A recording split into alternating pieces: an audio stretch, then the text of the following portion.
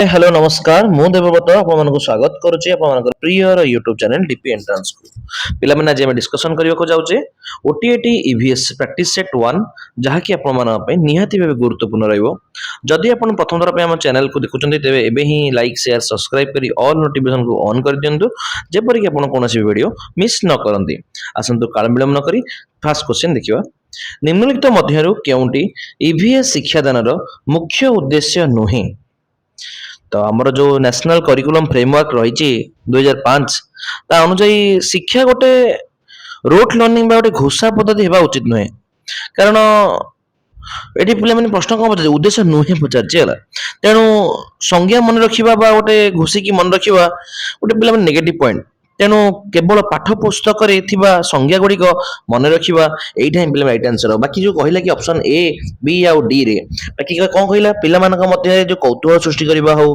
किंबा से जो परिवेश संबंधी समस्या विषय सचेतन सृष्टि करबा हो किंबा पिला मानक प्राकृतिक दुनिया सहित जोड़िबा हो ए पिला माने सब पॉजिटिव पॉइंट अटे बाकी ऑप्शन नंबर सी तो नेगेटिव हितरो एटा ही राइट आंसर हो ठीक अछि नेक्स्ट देखिए पिला माने कोन दी 2 नंबर प्रश्न ईवीएस शिक्षादान पाई सबुठारु प्रभावशाली पद्धति केउंटी अटे तो गोटे परिवेश विज्ञान पढ़ेला बेले गोटे पिला मानकु जेतेबेले बाहर को जाय निज आखि रे और जिंस को देखि से एक्सपीरियंस ग्रहण करिवे से सबुठारु ही भलो उपाय होची शिखिबा पाई जोटा कि पिला माने फील्ड ट्रिप मेथड बेल को जाय ताको क्षेत्र परिभ्रमण पद्धति बेल को जाय पिला माने बाकी जो कहला कि वक्रता पद्धति एटा गोटे पिला माने शिक्षक केंद्रिक पद्धति अटे प्राथमिक पिला माने पई एटा निरस अटे पिला माने कारण गोटे शिक्षक केंद्रिक पद्धति रे गोटे शिक्षार्थी सब निष्क्रिय भाव काम करता है ठीक अछि बाकी श्रुत लिखन या केवल लिखिबा दक्षता बढ़िता पिला माने परिवेश बुझे दक्षता बढ़ि नता है ना ऑप्शन नंबर डी रे जो कहला कि पाठ्य पुस्तक पठन एटा केवल बही भीतर ही पिला माने सीमित रखि परिबो ठीक अछि ताले सबटु बेस्ट ऑप्शन कोटा बा ऑप्शन नंबर डी क्षेत्र परिवहन पद्धति option number B is the right answer next देखि पिला माने कोन देछि परिवेश विज्ञान रे समन्वित अभिमुख्य कहिले आमे कोन बुझिबा तो से जो समन्वित अभिमुख्य कहिला तो प्राथमिक स्तर रे जो क्लास 3 रु क्लास 5 पर्यंत पिला माने परिवेश को खंड खंड कर देखंती नाही से माने समस्त को एकाठी मिसे देखंती एथि पई ईवीएस रे विज्ञान भूगोल किबा इतिहास जोटा मिसी कि सामाजिक विज्ञान हो जाए परिवेश सुरक्षा को मिसई गोटे बही कराई जिबला माने ठीक अछि ता विज्ञान सामाजिक विज्ञान एवं परिवेश शिक्षा को एकत्रित करी पढ़ाई परिबे एटा ही पिला माने समन्वित शिक्षार अभिमुख्य अटे ठीक अछि option number C is the right answer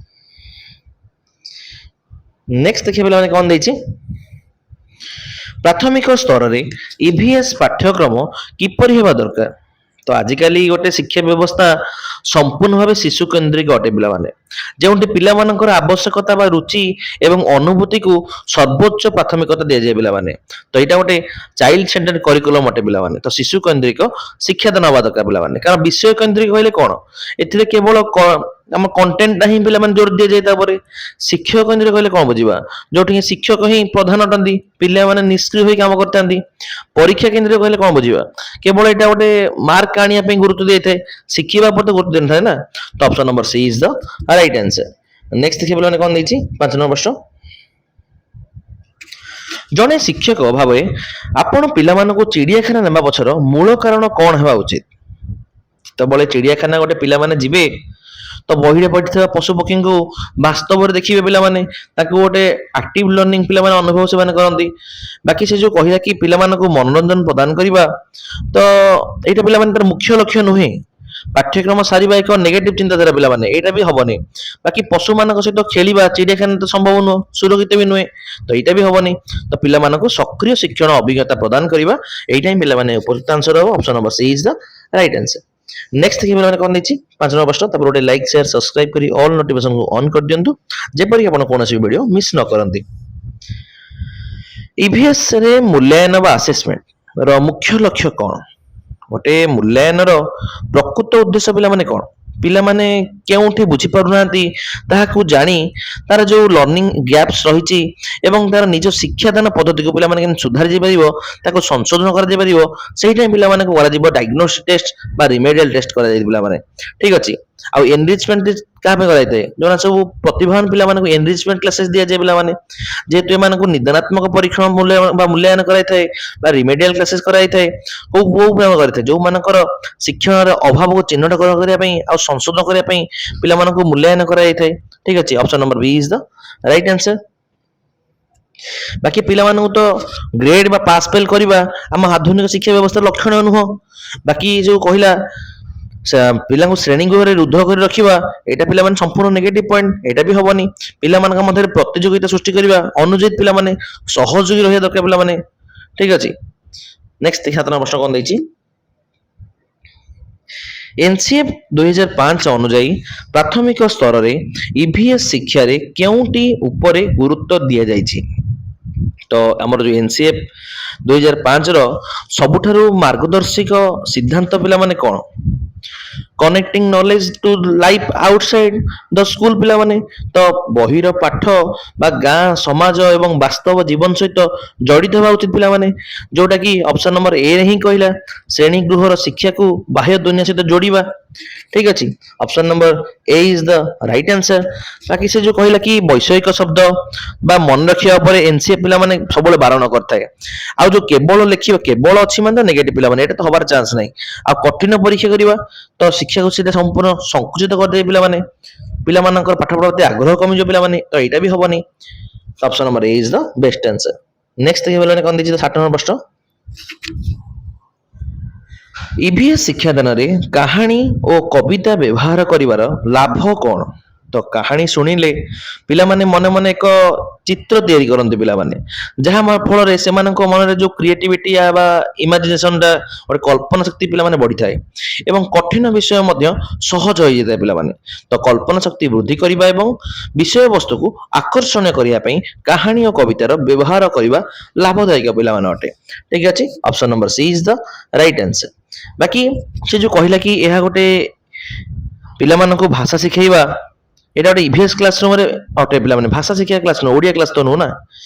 ଶ୍ରେଣୀକୁ ଶୃଙ୍ଖଳିତ ରଖିବା, ତ ଚୁପଚାପ ରଖିବା ପାଇଁ କାହାଣୀ କୁହାଯାଏନି। ବାକି ଶିକ୍ଷକଙ୍କ କାମ ହାଲୁକା କରିବା, ଏଇଟା ବି ଶିକ୍ଷାର ଗୋଟେ ଲକ୍ଷ୍ୟ ନୁହେଁ ପିଲାମାନେ। ଠିକ ଅଛି, option number C is the right answer. Next ଦେଖିବା 9 ନମ୍ବର ପ୍ରଶ୍ନ କଣ ଦେଇଛି? ପରିବେଶ ଶିକ୍ଷାରେ ଯୋଉ ପ୍ରୋଜେକ୍ଟ ୱାର୍କ ବା ପ୍ରକଳ୍ପ କାର୍ଯ୍ୟ କାହିଁକି ଦିଆଯାଇଥାଏ? ତ ପ୍ରକଳ୍ପ କାର୍ଯ୍ୟ ଦ୍ୱାରା ଗୋଟେ ପିଲାମାନେ ନିଜର ଯୋଉ ଡିସ୍କଭରି ଲର୍ଣ୍ଣିଂ କରିଥାନ୍ତି, ପିଲାମାନେ ଯୋଉ ଖୋଜି ଖୋଜି ଗୋଟେ ଜିନିଷକୁ ବାହାର କରିପାରିବେ ଏବଂ ସାଙ୍ଗସାଥି ସହିତ ମିଳିମିଶିକି ଗୋଟେ ଗ୍ରୁପ ଭାବେ କାମ କରିବା ଦ୍ୱାରା ପିଲାମାନଙ୍କ ମନରେ ତାଙ୍କର ଯୋଉ ସହଯୋଗୀ ଗୁଣଟା ବଢିଥାଏ ପିଲାମାନେ।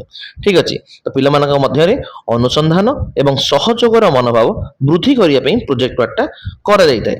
ଠିକ ଅଛି, option number B is the right answer.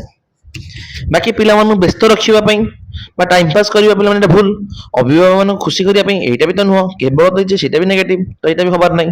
Option number B is the right answer. Next ଦେଖିବା ପିଲାମାନେ 10 ପ୍ରଶ୍ନ କଣ ଦେଇଛି? ନିମ୍ନଲିଖିତ ମଧ୍ୟରୁ କେଉଁଟି ଏକ ଅଣ ଆନୁଷ୍ଠାନିକ ପରିବେଶ ଶିକ୍ଷା କେନ୍ଦ୍ର ଅଟେ? ତ ଯୋଉ ଇନଫର୍ମାଲ ଏନଭାରମେଣ୍ଟ ରହିଛି, ବାକି ଆନୁଷ୍ଠାନିକ ବା ଶିକ୍ଷା ଯୋଉଟା କି ସ୍କୁଲ ବା କଲେଜରେ ମିଳେ, ଯେଉଁଠି ନିୟମ ବା ସିଲାବସ ଥାଏ ପିଲାମାନେ, କିନ୍ତୁ ଯୋଉ କହିଲା ପରିବାର ଏବଂ ସମାଜରୁ ପିଲା ବିନା କୌଣସି ନିୟମ ବା ବାଧାବିଘ୍ନରେ ସ୍ୱାଭାବିକ ଭାବେ ଶିଖିଥାଏ। ତେଣୁ ଏହା ଗୋଟେ ଅଣ ଅନୁଷ୍ଠାନିକ ଶିକ୍ଷାର ଉତ୍ସ ଅଟେ ପିଲାମାନେ, ପରିବାର ଏବଂ ସମାଜ ପିଲାମାନେ। ଠିକ ଅଛି, option number B is the right answer. Next ଦେଖିବା ପିଲାମାନେ କଣ ଦେଇଛି? 11 ନମ୍ବର ପ୍ରଶ୍ନ। ଇଭିଏସ୍ ପାଠ୍ୟପୁସ୍ତକରେ ସାପୁଆ ମାନଙ୍କ ବିଷୟରେ ଏକ ଅଧ୍ୟାୟ ଅଛି, ଏହାର ମୁଖ୍ୟ ଉଦ୍ଦେଶ୍ୟ କଣ? ତ ଆମର ଯୋଉ NCF 2005 ଯୋଉଟା କି କ୍ଲାସ 5 ର ଇଭିଏସ୍, ତାର ମୂଳ ଉଦ୍ଦେଶ୍ୟ ପିଲାମାନେ କଣ? ପିଲାମାନେ ବନ୍ୟପ୍ରାଣୀ ସଂରକ୍ଷଣ ବିଷୟରେ ବୁଝିପାରିବେ ଏବଂ ସାପୁଆ ମାନଙ୍କର ପରମ୍ପରା ଏବଂ ଜୀବିକା ପ୍ରତି ସମ୍ବେଦନଶୀଳ ହୋଇପାରିବେ ପିଲାମାନେ। ବାକି ସେ ଯୋଉ କହିଲା କି ପିଲାମାନଙ୍କୁ ସାପ ଠାରୁ ଦୂରେଇ ରଖିବା କିମ୍ବା ସାପୁଆ ଖେଳା ଦେଖାଇ ମନୋରଞ୍ଜନ କରିବା କିମ୍ବା ସାପୁଆ ମାନେ କିପରି ବିଷାକ୍ତ ସାପ ଚିହ୍ନତା ଶିଖିବା, ଏ ପିଲାମାନେ ସମ୍ପୂର୍ଣ୍ଣ ବିପଦଜନକ ପିଲାମାନେ ଅଟେ, ତ ଏଇଟା ନେଗେଟିଭ ପିଲାମାନେ ହବ। ବାକି ଅପସନ ନମ୍ବର ବି ଟା ହିଁ ରାଇଟ୍ ଆନ୍ସର ହବ। ସାପୁଆ ମାନେ ଯେପରି ସାପ ମାନଙ୍କୁ କଷ୍ଟ ନ ଦିଅନ୍ତି ଏବଂ ସେମାନଙ୍କ ଜୀବିକା ବିଷୟରେ ସଚେତନ କରାଇବା, ଏଇଟା ହିଁ ପିଲାମାନେ ରାଇଟ୍ ଆନ୍ସର ହବ। Option number B is the right answer. ଆପଣମାନେ ଯଦି କ୍ଲାସଟି ଭଲ ଲାଗୁଛି ତେବେ ଗୋଟେ ଲାଇକ୍ କରିଦିଅନ୍ତୁ। ଆପଣମାନଙ୍କୁ ଗୋଟେ ଲାଇକ୍ ଆମମାନଙ୍କୁ କ୍ଲାସ ଆଣିବା ପାଇଁ ବହୁତ ପ୍ରୋତ୍ସାହନ କରିଥାଏ। ଜଣେ ଶିକ୍ଷକ ଭାବେ ଆପଣ ଶ୍ରେଣୀରେ ପାଣି ବିଷୟରେ ପଢ଼ାଉଛନ୍ତି। ଜଣେ ଛାତ୍ର କହିଲା, ପାଣିର ରଙ୍ଗ ନୀଳ, କାରଣ ଆକାଶ ନୀଳ। ଏହା କେଉଁ ପ୍ରକାର ଶିକ୍ଷଣ ପରିସ୍ଥିତି ଅଟେ? ତ ପିଲାମାନେ ନିଜର ଅନୁଭୂତିରୁ ହିଁ ଅନେକ ସମୟରେ କିଛି ନିଜସ୍ୱ ଧାରଣା ତିଆରି କରିଦିଅନ୍ତି, ଯାହାକି ବିଜ୍ଞାନ ସମ୍ମତ ନୁହେଁ। ପିଲାମାନେ ଯେପରିକି ସେ ପିଲା କହିଲା କି ପାଣିର ପ୍ରକୃତ ରଙ୍ଗ କୌଣସି ନାହିଁ, ଏହାକୁ ଭୁଲ ଧାରଣା ବା ଗୋଟେ ନେଗେଟିଭ ଧାରଣା ତାକୁ କୁହାଯାଏ। ପିଲାମାନେ ତ ଶିକ୍ଷକ ଏହାକୁ ଗାଳି ନ କରି ସ୍ୱାଭାବିକ ଭାବେ ଗ୍ରହଣ କରି ସଂଶୋଧନ କରିବା ଉଚିତ। ପିଲାମାନେ ଠିକ ଅଛି, ଛାତ୍ରଟିର ଭୁଲ ଧାରଣା ଏଇଟା ପିଲାମାନେ। ବାକି ସେ ଯୋଉ କହିଲା କି ଏହା ଗୋଟେ ସୃଜନଶୀଳତା ନୁହେଁ ପିଲାମାନେ, ଠିକ ଅଛି, ଏଟା ବରଂ ଭ୍ରମ ଅଟେ। ଏହା ବୈଜ୍ଞାନିକ ସତ୍ୟ ନୁହେଁ ପିଲାମାନେ। ଏଟା ଆଲୋକର ପ୍ରତିଫଳନ ଯୋଗୁଁ ସମୁଦ୍ର ନୀଳ ଦେଖାଯାଏ ପିଲାମାନେ, ପାଣି ନୁହେଁ। ଠିକ ଅଛି, option number A is the right answer. Next ଦେଖିବା ପିଲାମାନେ କଣ ଦେଇଛି, ଇଭିଏସ୍ ରେ କନସେପ୍ଟ ମ୍ୟାପ ର ବ୍ୟବହାର କରିବାର ସବୁଠାରୁ ବଡ଼ ଲାଭ କଣ? ତ ଯୋଉ କନସେପ୍ଟ ମ୍ୟାପ ବା ଧାରଣା ମାନଚିତ୍ର ରହିଛି, ସେଇଟା ହଉଛି କଣ? ଗୋଟେ ଚିତ୍ରାତ୍ମକ ରୂପ, ଯାହା ଦ୍ୱାରା ଗୋଟେ ବିଷୟ ସହିତ ଆଉ ଗୋଟେ ବିଷୟ କେମିତି ଜଡ଼ିତ, ଯେମିତି କି ପାଣି ସହିତ ବାଷ୍ପୀଭବନ, ତାପରେ ମେଘ, ତାପରେ ବର୍ଷା, ତ ତାହା ସହିତ ସହଜରେ ବୁଝା ପଡିଥାଏ ପିଲାମାନେ। ଏଇଟା ହିଁ ପିଲାମାନେ କଣ କନସେପ୍ଟ ମ୍ୟାପ, ଗୋଟେ ଜଳଚକ୍ରର ଅଟେ। ଠିକ ଅଛି, ଏହା ବିଭିନ୍ନ ଧାରଣା ମଧ୍ୟରେ ଥିବା ସମ୍ପର୍କକୁ ବୁଝିବାରେ ସାହାଯ୍ୟ କରିଥାଏ। ବାକି ସେ ଯୋଉ କହିଲା କି ଏହା ସ୍ମୃତି ଶକ୍ତି ବଢେଇଥାଏ, ଏଇଟା ସ୍ମୃତି ଶକ୍ତି ବଢେଇବାର ଉଦ୍ଦେଶ୍ୟ ନୁହେଁ ପିଲାମାନେ, କି ଏଇଟା ଲେଖିବାର ସ୍ପିଡ ବଢାଏନି ପିଲାମାନେ। ଏହା କେବଳ ଡ୍ରଇଂ ପାଇଁ ବି ନୁହେଁ, ବୁଝିବା ପାଇଁ ବ୍ୟବହୃତ ହୋଇଥାଏ ପିଲାମାନେ। ଠିକ ଅଛି, option number B is the right answer. Next ଦେଖିବା ପିଲାମାନେ କଣ ଦେଇଛି, 14 ନମ୍ବର ପ୍ରଶ୍ନ, ଇଭିଏସ୍ ରେ ଅବଜରଭେସନ ବା ପର୍ଯ୍ୟବେକ୍ଷଣ ଦକ୍ଷତାର ମୁଖ୍ୟ ଉଦ୍ଦେଶ୍ୟ କଣ? ତ ପର୍ଯ୍ୟବେକ୍ଷଣର ଅର୍ଥ ହଉଛି କଣ? କେବଳ ଆଖିରେ ଦେଖିବା ନୁହେଁ, ବରଂ କୌଣସି ଜିନିଷକୁ ଅତି ଧ୍ୟାନର ସହିତ ଦେଖି ତାର ତଥ୍ୟ ସଂଗ୍ରହ କରିବ। ଯେମିତି ଗୋଟେ ଗଛର ପତ୍ର କିପରି ବଦଳୁଛି, ତ ଏଇଟା ଗୋଟେ କଣ ଗୋଟେ ପର୍ଯ୍ୟବେକ୍ଷଣ ପିଲାମାନେ। ତ ବାକି କହିଲା କି କେବଳ ଉପର ଠାଉରିଆ ଭାବେ ଚିତ୍ର ଦେଖିବା ଗୋଟେ ପର୍ଯ୍ୟବେକ୍ଷଣ ନୁହେଁ ପିଲାମାନେ। ବାକି ପାଠ୍ୟ ପୁସ୍ତକ ମନେ ରଖିବା କିମ୍ବା ଯୋଉ ପରୀକ୍ଷାରେ ଭଲ ନମ୍ବର ଆଣିବା, ଏଇଟା ଗୋଟେ ପିଲାମାନେ ଇଭିଏସ୍ ପ୍ରକ୍ରିୟାର ଦକ୍ଷତାର ଲକ୍ଷଣ ନୁହେଁ ପିଲାମାନେ। ଠିକ ଅଛି, ତ option number B is the right answer. ଚାରିପାଖର ଘଟଣା ଏବଂ ବସ୍ତୁକୁ ଧ୍ୟାନପୂର୍ବକ ଅନୁଧ୍ୟାନ କରିବା, option number B is the right answer. Next ଦେଖିବା ପିଲାମାନେ କଣ ଦେଇଛି, ଇଭିଏସ୍ ଶିକ୍ଷାଦାନରେ ଚର୍ଚ୍ଚା ପଦ୍ଧତି ବା ଡିସ୍କସନ ମେଥଡ କାହିଁକି ଉପଯୋଗୀ ଅଟେ? ତ ଯେତେବେଳେ ଗୋଟେ ପିଲାମାନେ କୌଣସି ପରିବେଶର ସମସ୍ୟା ଯେମିତିକି ଜଳ ଅପଚୟ ଉପରେ ଚର୍ଚ୍ଚା କରନ୍ତି, ସେମାନଙ୍କର ଚିନ୍ତା କରିବାର ଶକ୍ତି ଏବଂ ନିଜର ମତ ରଖିବାର ଦକ୍ଷତା ବଢିଥାଏ ପିଲାମାନେ। ତ ଏଇଟା ଗୋଟେ ପିଲାମାନଙ୍କର ଚିନ୍ତନ, ମତ ପ୍ରକାଶ ଏବଂ ସହଯୋଗର ଦକ୍ଷତା ବିକାଶ କରିବା ପାଇଁ ବ୍ୟବହାର ହୋଇଥାଏ ପିଲାମାନେ। Option number C is the right answer. ବାକି ପିଲାମାନଙ୍କୁ ତ ଚୁପ୍ ରଖିବା ପାଇଁ ବା ଗୋଟେ ପିଲାମାନଙ୍କୁ ଚର୍ଚ୍ଚା କରିବା ପାଇଁ ଆମେ କଥା ହୁଅନ୍ତି ପିଲାମାନେ, ଚୁପ୍ ରଖିବା ପାଇଁ ନୁହଁ। ବାକି କହିଲା ଶିକ୍ଷକ କାମ କମେଇବା ପାଇଁ କିମ୍ବା ସେ ଯୋଉ କହିଲା କେବଳ ସମୟ କାଟିବା ପାଇଁ, ତ କେବଳ ଅଛି ମାନେ ସେଇଟା ତ ନେଗେଟିଭ ପିଲାମାନେ। ଠିକ ଅଛି, ବାକି ବି ଟା ବି negative. Option number C is the right answer. EVS ରେ ପୋର୍ଟଫୋଲିଓ ଆସେସମେଣ୍ଟର ଅର୍ଥ କଣ? ତ ଗୋଟେ ପୋର୍ଟଫୋଲିଓ ହଉଛି ଏକ ଫାଇଲ ଯେଉଁଠି ପିଲାଟି ବର୍ଷ ସାରା କରିଥିବା ଭଲ ଭଲ କାମ ବା ଗୋଟେ ଚିତ୍ର, ଗୋଟେ ପ୍ରକଳ୍ପ, ଲେଖା ତା ସାଇତିକି ରଖାଯାଏ ପିଲାମାନେ, ଯାହା ଦ୍ୱାରା ତାର କ୍ରମାଗତ ବିକାଶ ଜଣା ପଡିଥାଏ ପିଲାମାନେ। ଠିକ ଅଛି, option number B is the right answer. ଛାତ୍ରମାନଙ୍କ ବିଭିନ୍ନ କାର୍ଯ୍ୟ ଏବଂ ପ୍ରଗତିର ସଂଗ୍ରହ କରି ରଖାଯାଇଥାଏ ପିଲାମାନେ। ଠିକ ଅଛି, ବାକି ସେ କହିଲା କି କେବଳ ପରୀକ୍ଷା ଦେଖିବା, ଏଇଟା ପିଲାମାନେ ତ ହବ ନାହିଁ, କିମ୍ବା ଉପସ୍ଥାପନା ପାଇଁ ପୋର୍ଟଫୋଲିଓ ବ୍ୟବହାର ହୁଏ ନାହିଁ ପିଲାମାନେ। ତ କେବଳ ଅଛି ମାନେ ସେଇଟା ଟୋଟାଲି ନେଗେଟିଭ ପିଲାମାନେ। Option number B is the right answer. Next ଦେଖିବା ପିଲାମାନେ କଣ ଦେଇଛି, ଇଭିଏସ୍ ରେ ସ୍ଥାନୀୟ ପରିବେଶ ବା ଲୋକାଲ ଏନଭାରମେଣ୍ଟକୁ ଶିକ୍ଷଣ ଉତ୍ସ ଭାବେ ବ୍ୟବହାର କରିବାର ଲାଭ କଣ? ତ ଗୋଟେ ପିଲା ନିଜ ଗାଁର ପୋଖରୀ, ଚାଷ ଜମି କିମ୍ବା ବଜାରକୁ ଦେଖି ଶିଖିଲେ ପାଠଟି ପିଲାମାନେ ତା ପାଇଁ ଜୀବନ୍ତ ଆଉ ସହଜ ହୋଇଯାଏ। ବାକି ସେ ଯୋଉ କହିଲା କି ବହିଟିର ଆବଶ୍ୟକତା ନଥାଏ ବୋଲି କହିବା ପିଲାମାନେ ସମ୍ପୂର୍ଣ୍ଣ ଭୁଲ। ବାକି ସେ ଯୋଉ ପରୀକ୍ଷା ବନ୍ଦ ହୋଇଯାଏ କିମ୍ବା କେବଳ ମନୋରଞ୍ଜନ ହୁଏ, ସମ୍ପୂର୍ଣ୍ଣ ଭାବେ ଏଇଟା ପିଲାମାନେ ତାର ପ୍ରକୃତ କାରଣ ନୁହେଁ। ତ ନେଗେଟିଭ ପଏଣ୍ଟ ଏଇଟା। Option number A is the right answer. ପାଠକୁ ବାସ୍ତବ ଅନୁଭୂତି ସହିତ ଯୋଡି ରଖିଥାଏ। ନେକ୍ସଟ ଦେଖିବା ପିଲାମାନେ କଣ ଦେଇଛି, ଇଭିଏସ୍ ରେ କୋଶ୍ଚିନିଂ ସ୍କିଲ ତ ପ୍ରଶ୍ନ ପଚାରିବା ଦକ୍ଷତାର ମହତ୍ଵ ପିଲାମାନେ କ'ଣ?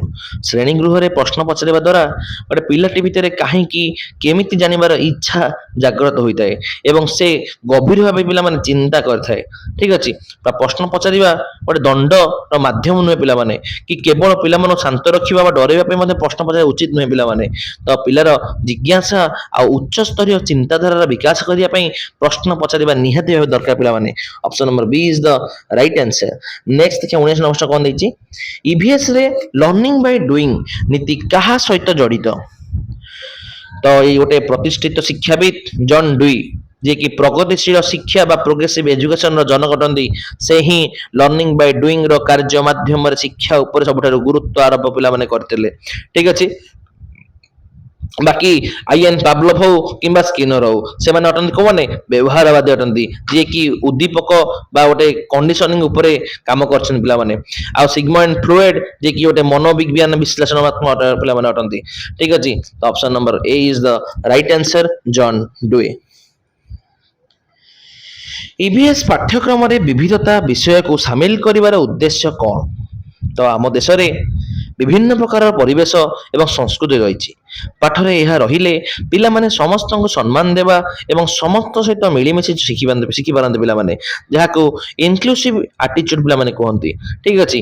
ତ ଏଇଟା ହିଁ ତ ଅପସନ ନମ୍ବର ବି ରେ ଦେଖାଉଛି, ଯୋଉଟା କି ବିଭିନ୍ନ ସଂସ୍କୃତି, ଜୀବନଶୈଳୀ ଏବଂ ପରିବେଶ ପ୍ରତି ସମ୍ମାନର ପ୍ରଦର୍ଶନ କରିବା ଓ ବିକାଶ କରିବା ପିଲାମାନେ ରାଇଟ୍ ଆନ୍ସର ହବ।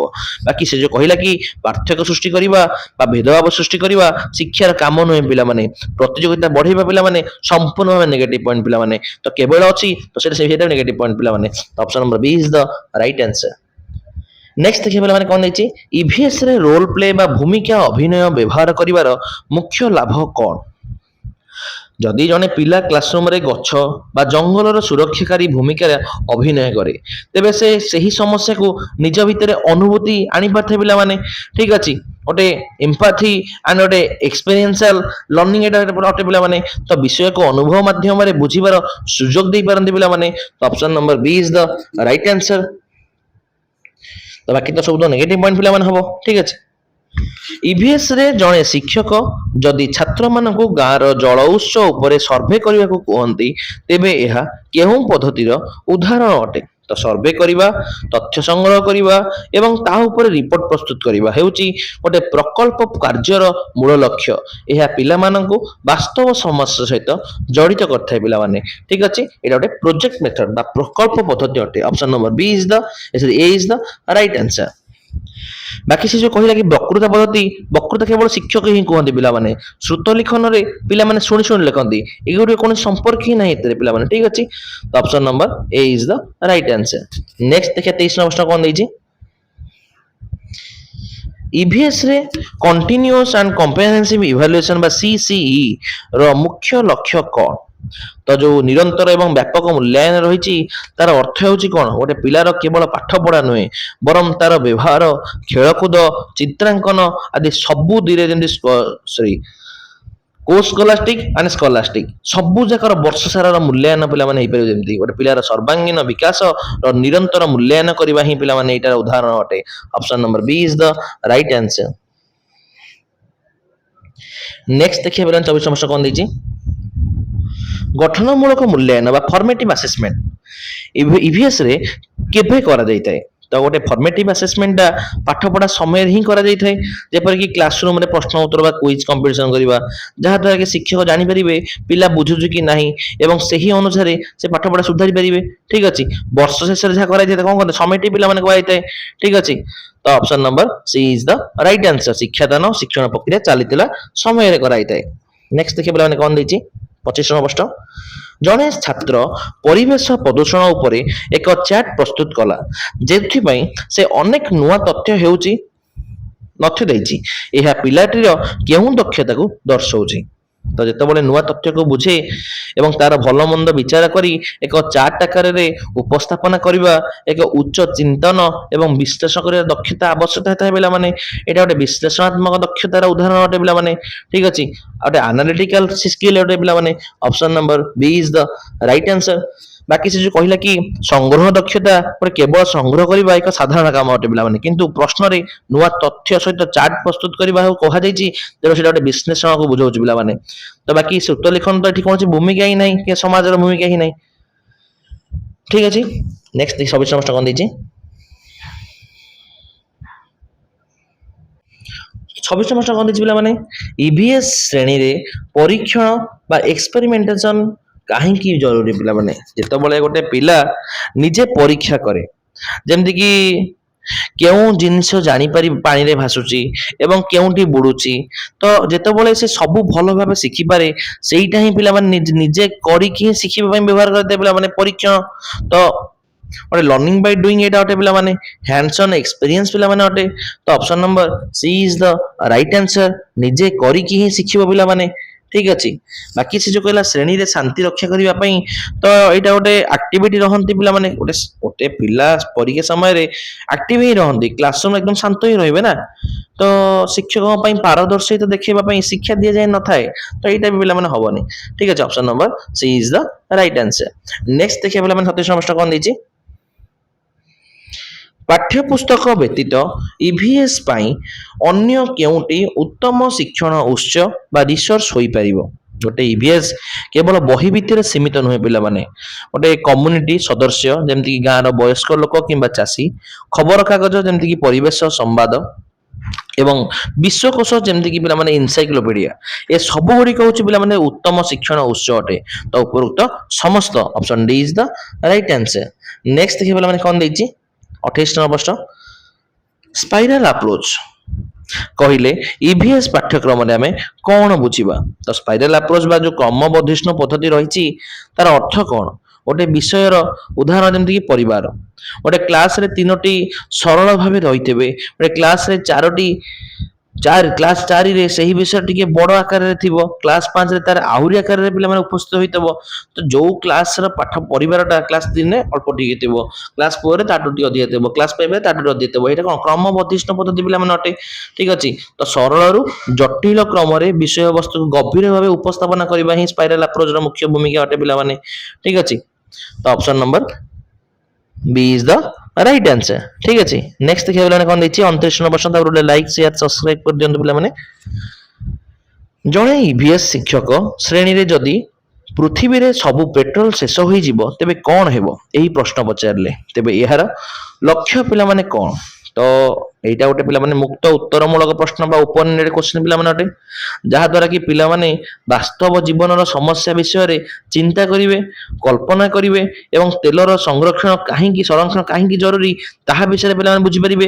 ଠିକ ଅଛି, ପିଲାର କଳ୍ପନା ଶକ୍ତି ଏବଂ ଚିନ୍ତନ ଶକ୍ତିର ବିକାଶ କରିଥାଏ ପିଲାମାନେ।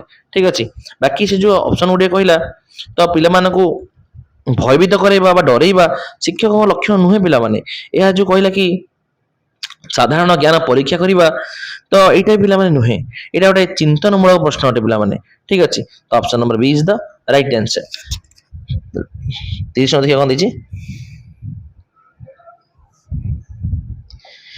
ଇଭିଏସ୍ ପାଠ୍ୟପୁସ୍ତକରେ କରି ଦେଖାଅ ବା ଟ୍ରାଏ ଦିସ୍ ବା କାର୍ଯ୍ୟକଳାପ ବା ଆକ୍ଟିଭିଟିଜ ଅନ୍ତର୍ଭୁକ୍ତ କରିବାର ମୁଖ୍ୟ କାରଣ କଣ ଅଟେ? ତ କରି ଦେଖିଅ ସେକ୍ସନଟା ପିଲାମାନଙ୍କୁ ନିଜେ ହାତରେ କାମ କରି ସିଧାସଳଖ ଅଭିଜ୍ଞତା ପାଇବାରେ ସାହାଯ୍ୟ କରିଥାଏ ପିଲାମାନେ, ଯାହାଦ୍ୱାରା ଶିକ୍ଷଣଟା ଦୀର୍ଘସ୍ଥାୟୀ ହେଇଥାଏ ପିଲାମାନେ। ତ ପିଲାମାନଙ୍କୁ ପ୍ରତ୍ୟକ୍ଷ ଅଭିଜ୍ଞତା ପ୍ରଦାନ କରିବା ବା to provide direct hands on experience, ଏଇଟା ହିଁ ପିଲାମାନେ ଗୋଟେ ଆକ୍ଟିଭିଟିଜ ର ଅର୍ଥ, ଗୋଟେ ମୁଖ୍ୟ ଉଦ୍ଦେଶ୍ୟ ଅଟେ ପିଲାମାନେ। ବାକି ସେ ଯୋଉ କହିଲା କି ପିଲାମାନଙ୍କୁ ବାହାରକୁ ପଠେଇବା, କେବଳ ବାହାରକୁ ପଠେଇଦବା ତାର ଉଦ୍ଦେଶ୍ୟ ନୁହେଁ ପିଲାମାନେ। ତ ପିଲାମାନଙ୍କ ହାତରେ ଲେଖି ସୁଧାରିବା, ଏଇଟା ପିଲାମାନେ ଗୋଟେ ଶିକ୍ଷାର ଲକ୍ଷ୍ୟ ନୁହେଁ। ଗୋଟେ ଭାଷାଟା ବହିରେ ଲେଖିବା ପିଲାମାନେ, ଏଇଟା ମୁଖ୍ୟ ଲକ୍ଷ୍ୟ ବହିରେ ଲେଖିବା ପିଲାମାନେ। ଠିକ ଅଛି, ତ ଇଭିଏସ୍ ଶିକ୍ଷକଙ୍କର ପାଠ ପଢା ସମୟରେ ସମୟ ବଞ୍ଚାଇବା ପାଇଁ ମଧ୍ୟ ବ୍ୟବହାର ହେଇନଥାଏ ପିଲାମାନେ, ଏଇଟା ମୁଖ୍ୟ ଉଦ୍ଦେଶ୍ୟ ନୁହେଁ। ତେବେ ଅପସନ ନମ୍ବର B ବା ପିଲାମାନଙ୍କୁ ପ୍ରତ୍ୟକ୍ଷ ଅଭିଜ୍ଞତା ପ୍ରଦାନ କରିବା, ଏଇଟା ହିଁ ପିଲାମାନେ ବେଷ୍ଟ ଆନ୍ସର ହବ। ଆଶା କରେ ଆପଣଙ୍କର 30ଟି ପ୍ରଶ୍ନ ପରିସମାପ୍ତି ପରେ କୌଣସି ଡାଉଟ୍ ନଥିବ। ତେବେ ଏବେ ହିଁ ଲାଇକ୍ ସେୟାର ସବସ୍କ୍ରାଇବ କରି ଅଲ୍ ନୋଟିଫିକେସନକୁ ଅନ୍ କରିଦିଅନ୍ତୁ, ଏଇଭଳି ସୁନ୍ଦର ସୁନ୍ଦର ଭିଡ଼ିଓ ଦେଖିବା ପାଇଁ ହେଲେ। ଏତିକି ରହିଲି, ଜୟ ଜଗନ୍ନାଥ, ଜୟ ମା ମଙ୍ଗଳା।